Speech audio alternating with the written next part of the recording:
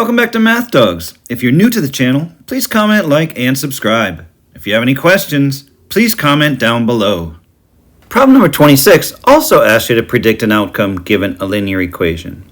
It says the amount of money in Cyprus's savings account is represented by the function a of x equals 600 plus 75x, where x is the number of months after the initial $600 deposit, and a of x is the amount in the account.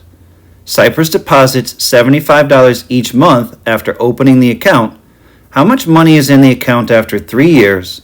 Assume no interest on the account. So I'm again given a linear function. The amount after any number of months is equal to 600 plus 75x. It tells us in the problem x is the number of months after the initial deposit, and they want to know what's going to happen after 3 years. Now notice x is the number of months, and they're asking after 3 years. Since there's 12 months in a year, we're going to multiply 12 by 3 and find out they're really asking us what's going to happen after 36 months.